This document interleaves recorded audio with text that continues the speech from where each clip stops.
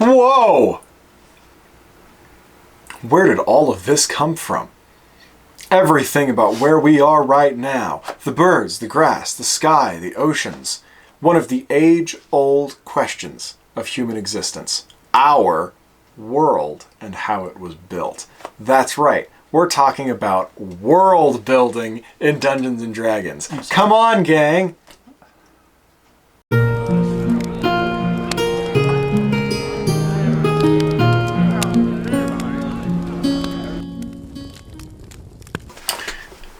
So, we were talking about this before we got started. This will probably be a bit more of a free-for-all video, but we have I'm going to say more of a free-form video, a free-for-all video. Not quite the same thing. No, but a free-form video. We've talked, if you're a listener or watcher of the podcast, which many of you are, but I know it's not the majority of you. Most people who come here just watch the regular videos and don't necessarily listen to the podcast, which is okay. But in the podcast, we've done a lot of discussion about how we world build, how we come to create adventures, how we, namely him with his enormously detailed and massive D&D world, how he got to the point where he is today. And if you haven't started that process, how you start. So outside of the podcast, we just kind of want to make a video to talk about what that looks like, what our recommendations are for starting world building. Mm-hmm. If you haven't, if you're a long time D&D player and you have a lot of different stuff that's isolated, how do you bring it together, etc. So good question. Let's start at the very beginning. How did you begin your D&D world? If we're being redundant for some of you, we apologize, but we're trying to bring this all into one location. Yeah. I started with a dungeon and a small city that fit on an 8.5 by 11 piece of paper, and it was basically just a bunch of squares with names on it. And I had a dungeon that was made out of dungeon geomorphs. Mm-hmm. And that was all I had. And to me, at the time that I was playing the game, I had the Holmes Basic manual for giving inspiration as to how the game was played. To me, that was it. There really wasn't much else. It was a game at that time, and again, this is 1978. At that time, it was a game of dungeon exploration.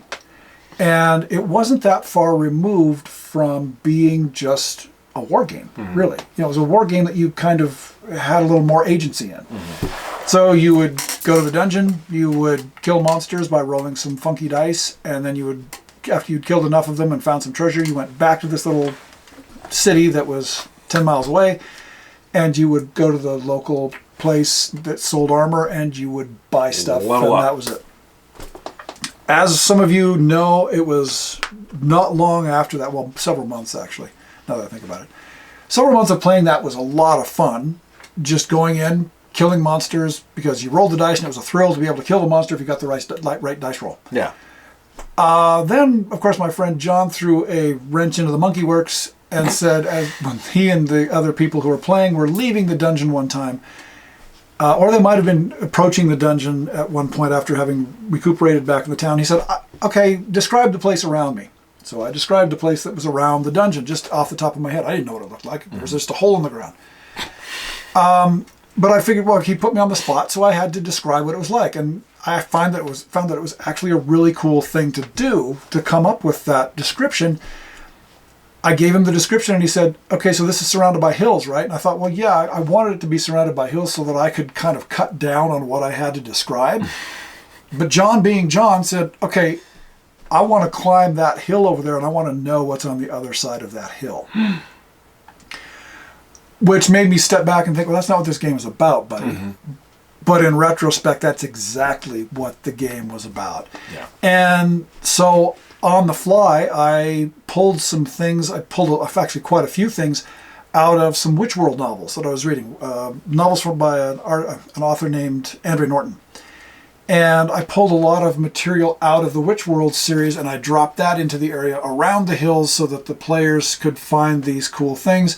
My friend Calvin was very much, sounds like it's right out of the Witch World. I was like, no, it's not. It's very Calvin, just be quiet and enjoy the game.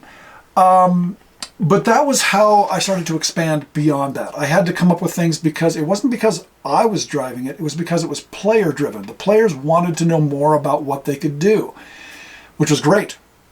But I ended up having to expand that, but then I found out that that was actually a huge amount of fun. And I realized that I had the ability to create an entire country, and then I could turn the players loose into it, and then they could explore it and they could see what I had created. So it was like showing off this creation of mine. So that's how I got started with this. It was dungeon, little tiny town, and then it started to expand from there. Yeah, which is great. And my, I am more of the player than I am the DM. I DM on occasion, but I'm not. It's not what I specialize or prefer to do. But I do it for my friends sometimes, and we go down that road every once in a while. But when I was learning how to play the game, when I was like, 10, 11, 12 years old, my model was in large part how his world looked, which even in the introductory things that I did when I was very, very young, I could tell there was a lot going on. There was a lot of detail. And so I was like, oh, I want to do this. I want to come up with my own thing. I did my very best to emulate that straight out of the gate. And you just weren't old enough to realize that I had 35 years invested in it. I had no understanding of But time. he still gave it a good go, I gotta tell you. And he did a good job. And so I tried to create these detailed things, like draw out a world map at the beginning, and then try and fill out different parts of it as I went. And that became daunting. And as a 12-year-old, I quickly lost interest. And I was like, this isn't for me. I'll just go play D&D with him instead of having to come up with the same thing myself. But I think that even for adults who are playing the game for the first time, no matter what age you are when you're picking up the game and you're maybe like, I want to try and be the DM, I think that could be a lot of fun. Which, of course, I would say is the minority of people who play the game. They're not looking to DM. Yeah. They're not looking to be the, like most people who want to get involved in football don't want to be the ref. They want to be the person playing the game. Or people will try being a DM and then go, I don't think so. And not for me. It's kind of scary because there is a lot that you have to learn. There's a lot of effort that goes into it. You have a lot of responsibility, but even just creating that world is a lot of work, and you have to put concerted effort into doing it. And I think that when you start from that top-down macro perspective, you're going to get lost in it really, really quickly, and it's very, very difficult to do. And I think that this goes for world building and really anything that you're doing, whether it's D&D or a book you're writing or a video game you're trying to make or whatever else. It's tough to start from that point and move forward. So as I got older, my perspective just swapped. And so I was like, I want to find one cool thing that I think would be neat. And I'm going to start there. Then I'm going to back out, and I'm going to fill out the rest of that and put a couple of things in this little valley, this little region that is somewhere in the world. I don't know where. That's for me to figure out down the road. Once that's populated, back out some more. Maybe the valley's on an island, and I can put some more things in there and then populate all of that and make it more detailed. And you just keep backing out from there further, and that's just a more approachable way to go about doing things. Which is basically exactly what he did. You've got the dungeon, you've got the town, people adventure in there, and then they can be what guides you. Your players can be what guides you to expand, or you can be what guides you to expand. Either way, but starting small. Good idea. Yeah, and I think that some of the people that I've introduced to the game, when they became dungeon masters themselves, they really quickly went for I have to have a continent. I've got to start big, and I've got to do this. One of the things that I have found out was that when you're starting small and expanding, and I'm not saying that this has been my way of doing this all the way through. There have been times when I thought, I really want a continent that reflects this. And I've jumped in. But at the same time, that came much later in my development of my campaign. And it was just because, for one thing, I had the experience to do it. I had the knowledge base on how you can go about doing that and how I could tie it into what I had already created. But a lot of people jump in with that continent first thing. And then I end up finding that things like scale end up not being proper. Yeah. Not because the people are stupid, but because when you're expanding from small outward, 2 miles makes a difference. And then suddenly 5 miles makes a difference. And then 50 miles makes a difference. But you know about what that is going to be. But if you put everything on a continent to start, sometimes getting everything to fit moving between places. It just doesn't else. work out right. So I think that that's another benefit of expanding slowly, is that everything is relative. You have a scale that is set for you to expand upon, and everything seems to make a little bit more sense. Like, we talk a lot, whenever we go through the manuals, we talk a lot about how the economy of AD&D is never constant over the course of all of the books. Like, they do give you in the player's handbook, which I'm assuming is kind of the first mention of gold piece values, out in the DM's guide. No, it was in the original D&D. But I mean, for AD&D, those are probably the first Right. places that it's mentioned. And they have gold's worth this much, silver's worth this much, yada, yada, yada. You can buy a sword for this much, armor, so on and so forth. Even though that was kind of the starting point, as more authors got introduced and as more books started to be written, you'll notice reading them that gold piece value inflates and deflates enormously over the course of all of the books, which is, that's fine. It's going to come with the territory here, but I think it's easy for things like your economy or different cultures or monster placement or, the Underdark and how that interacts with each other. It's easy for that to get out of hand and for some of those things to get lost or confused if you start too big. And that's not to say that you shouldn't start big, because there are people who have created worlds starting from that bigger perspective and work downwards. I think that J.R.R. Tolkien is an example of, from everything that I'm aware of, he started pretty big with a lot of the world building, and then he kind of got more detailed as he wrote the actual books that he was creating. And of course, there's some nuance to that, but there are ways to go about it and do it. But I think that it's easy to get frustrated when you're trying to go about it. Frustrated and overwhelmed. Yeah. And to me, that's one of the toughest parts about being a DM, is getting to that overwhelmed feeling. Now, that overwhelming feeling could come from, I've got to have the next component of my adventure done by Friday. Mm-hmm. Or it could be, I want to have this country finished because I want the people to do 17 different things in there by November. Yeah. It's easy to bite off more than you can chew, I guess, is really what I want to say. And if you expand out if you go from micro to macro, I think that you can more easily assess what it is you can handle. And you will be able to, over time, step by step, create the detail of your world naturally instead of forcing it. So if you want to have detailed histories of how different countries interact, or why this ruin is here and not here, or how the religions in your world came to be, any of that information, it will come to fruition very naturally as you're creating. That's exactly right. Instead of having to, and while it can be fun on occasion to think of, this country did this, this, this, and it interacted in these ways, and the state religion was this, and language was this, etc. That can be fun, but you're not always going to want to sit down and do that. And once you've set things, these grand details in place, it's kind of tough to go back later and alter them if you've started from this massive perspective and you don't end up liking what you've created. Yeah. So if you just make this small thing of maybe this church believes this, but then you go back later and you're like, I don't actually like that religious system that I've created, so I'm not going to use it moving forward. That's fine. But if that's the governing religion for the entire continent, and you've made a bunch of cities around it, then it's kind of tough to go back and alter that. Well, and I think that a big part of something that I found that is a big part of making all of this easier is also player interaction in your game, and your world building being player driven, not necessarily consciously. I'm not saying that the players are going out and saying, well, I think that there should be a continent over here, and I think that the state religion should be this over here. That's not it at all. As you're developing your adventure for your players to play in, that's going to dictate what you create for your world. Mm-hmm. Be it the local religion, be it the local thieves guild, be it the local exchange rate, be it the local mining communities and what they mine. A lot of that can come out of, organically, it can come out of an adventure that you have or a series of adventures that you have, and then you end up putting those things down into your campaign that way.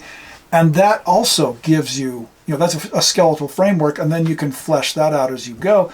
but it also has the benefit of being something with which the players are already familiar. Yeah. And so they'll understand that, oh, yeah, that's right, mountains lie off to this way. And as I remember, based on an earlier adventure, if you go over those mountains, you'll meet these people. Mm-hmm. And so then, as the DM, you're like, yeah, they went over there and they met those people that one time. I need to expand on those people and what they do. So then you just have that another little piece of the puzzle that you've slotted down there. But then what locks into the puzzle where that piece is? How does that expand? What are the things beyond those people? And then, I don't know, I think it just makes it that much easier if you have some other input into the development of your campaign other than your own mind. It's not to say that there are times, I have places that you guys have never been and probably will never be, but that's just because I like to create that kind of stuff. But yeah, I think that player interaction and playing the game also can have a huge impact on how you build your world.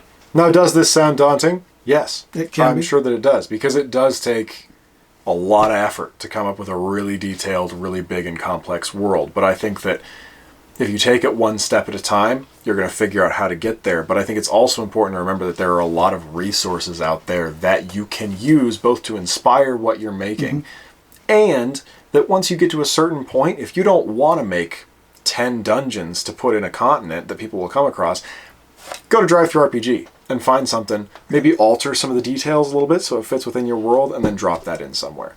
So you don't have to come up with everything universally, but I think if you have watched any of our videos, you can guess that our official policy is it's a great way to be creative, and it's a lot of fun to come up with these things, and I think that if it does come from your own creative perspective, it will be more enjoyable both for you and for the people who are playing it. There's more investment. There's more investment for you as a DM. If you have created this world, it becomes your baby, and you nurture it, and you make sure that the players know all these cool little details that you have in your mind, and you want to impart those details. Whereas with, if you're just playing module after module after module, you don't have the same investment. You don't have the same love of whatever it is that is in your campaign because you didn't create it. Yeah. I'm not saying, don't get me wrong. I've got modules that were created by TSR 40 years ago that I have integrated into my campaign just because I think they're cool and it's a neat thing to help flesh out some areas, and maybe the players will come across it someday. But the vast majority of things that I have created, that I have in my campaign, I've created myself. Yeah. Because to me, number one, I love the creative process, but number two, it helps me to more easily impart to the players exactly what they're experiencing. Yeah. Those are some of the things that we do when we're doing campaign creation or world building. But I think that there are a number of other things that enter into this. And again, I think that as you develop economies, and I'm not saying that economies have to be, every last aspect of a functioning economy. Interest rates are this high versus who cares? I'm not saying that at all. What I'm saying is, as you develop your campaign, there are going to be things that you will come across that you will develop because of, say, the economy, or because of a local war, or whatever, that will then have a knock-on effect for more things that you will create. Yeah. So, there are certain countries in my campaign that are centered wholly on mining. Well, yeah, there's mining, but then you have to get the things which are mined and refined, you have to get those to their markets. So then you start to develop road systems, you start to develop traders. Well, where do the traders come from? Why are they there? Why are they there, and where are they going? Well, you're not going to be, your country that has a mine out in the middle of nowhere, it's going to have a market someplace. So then you have to figure out, all right, what would be a cool place to have that market? So again, something that you have developed for your players, I want to have them be in a mining area. Okay, that's great, but there's a knock-on effect from that mining area that opens up a network or a spider web of other locations that you should consider putting in. And then, so you've got your traders hauling the things to a market that's 200 miles away. All right, well then, who's building the wagons to do this? Where's that coming from? There's got to be some wood choppers someplace that are cutting down things, and they have to be making these high-end wagons that can haul these huge ingots of silver or gold or whatever. Then you're going to have an army of mercenaries. Well, where do the mercenaries come from? Don't know, but I bet they had to fight in a war somewhere, so you have to figure out where that war took place. It's just a continuous knock-on effect. And I'm not saying that everything has to be that way, but those are the concepts that you should be using to make your world a believable place to be in. When we watch movies, when we watched Tenet, the Christopher Nolan movie that came out like 2020, something like that. I remember it was during the pandemic. We watched the movie independently, but our minds both went to the same spot of where are Robert Pattinson and all of that gang of like super soldier cool people. Who's paying for them? Where's the money coming from? Who's funding these people? Because there's never any explanation. And I think that question of who's funding this, why does this exist? If you as you're making things, if you ask yourself that question about everything that you put into your world, that'll take you down imagination rabbit holes that will create some really, really cool things. And it's just asking that one thing. Why is it here? Who's paying for it? What's the impetus for this thing existing? That's all you have to do. And then honestly, your imagination will probably do the work for you. It won't be this difficult, concerted thing that you're going to have to put a lot of focus into and suffer through. It's like, oh, well, if this is here, like he was saying, this has to be here too, and this and this and this and this. And then you have a whole bunch of new stuff that you can start to work on to flesh things out more. And it'll be very natural once you start thinking of it that way. It doesn't take you long. If you're just starting this whole process up, don't push it. You don't have to explain the economy, but you don't have to explain where the wagons are built. You don't have to explain where the mercenaries come from, but you might still want to say, there's a road that goes from this mining country to this company that has this mining country that has a port to a port in this shipping country. And that's takes the gold somewhere. And that's all you need to do. Yeah. But that opens up two things. Number one, you have a road that you can have adventure along. You can put some ruins along that road. Maybe it's an ancient road that is the only thing that cuts through the forest in a straight line. Maybe there are ruins on either side of that, like I said, that reflect the culture that built that road way back in the day. But then you also have a port city that you can have all kinds of adventures in, and sometimes that's more than enough to keep you going for months. Yeah. So but eventually, you're going to have a player, and I've had this, you're going to have a player who's going to go to that port town, and you're going to be thinking, okay, this is going to be an adventure in taverns and bar brawls and things like that. And they will steal a boat and sail away. Exactly. They're going to say, I'm stealing a boat because I want to see what's out there. And you think, okay, but that's crap. That's the players pushing you to accommodate what they want to do as adventurers, which is a good thing. Yeah. So. And just, I think the last piece of advice that I would give anybody is figure out a way to come up with things on the fly. Yes. Doesn't have to be great, doesn't have to be perfect, but if you're not prepared for where the boat will go, you can come up with something. Or if you're not prepared for where the boat is going to go, big storms are always a way to deal with people getting in that boat and sink the boat and kill everyone. Or just sink the boat and make it so that they can't get out of port. I would sink them and kill them, but make the port someplace that's inaccessible. Maybe there's some sort of a magical fog that comes in that keeps them from leaving. There are all kinds of ways to accommodate that until you have the time to catch up with what your players are doing. Yeah. The only other piece of advice I would give is only include the amount of detail that you are comfortable with writing. Yeah. Because if you don't like making the detail, wing it. Yeah. Because once you get to the point where you're fed up with writing down detail, then it becomes a chore as opposed to being something fun, and you're not going to want to do it anymore. Yeah. So, and you I just would gotta suggest that. you just got to practice. Just go DM. Throw yourself in the deep end. It's not going to be good the first time. Just like the first time you made a YouTube video, it was awful, and they're still not that great. We had a year's worth that were just terrible. Yeah, they were really, really bad. But practice makes perfect. Just keep on doing it. If you don't like the first dungeon you design and keep that one, put it in the binder, and make another one. Yep. Don't ever throw your dungeons away. You'll want to reflect on them at some point in time. Yeah. But yeah, that's it. You just need to start with what you're comfortable with, and if it doesn't work out right, lower your head and run at the wall again until you bust your way through. Yeah. You'll get there in the end. Yeah. Anyway. There you go. Kind of summarizes a lot of the things that we've said in a number of different places. Yeah. If you have ways that you develop your campaigns, your worlds, let us know. Tell us all about it. We might take some tips and techniques from you, or somebody else who's reading the comments might take some tips and techniques from you. Yeah. It's all good. Also, here's fun. If you have a subject like world building that you would like to hear us talk about, comment down below what that might be. Sure. Yeah, sure. No guarantee that we'll do it, but we might. We might. Who's to say? Yep. So, cool. Aside from that, Patreon subscribers, thank you once again for supporting this channel and keeping us going. If you have not subscribed to the channel, this is the second time we've said this in 5 years, subscribe to the channel, like the video.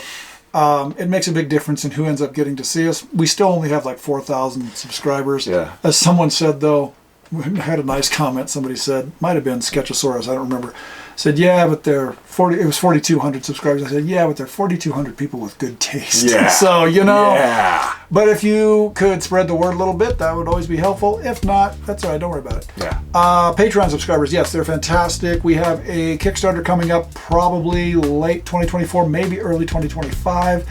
It is called Expedition to the Forest of Moon, which is it's a play aid that takes place in my campaign. Mm-hmm.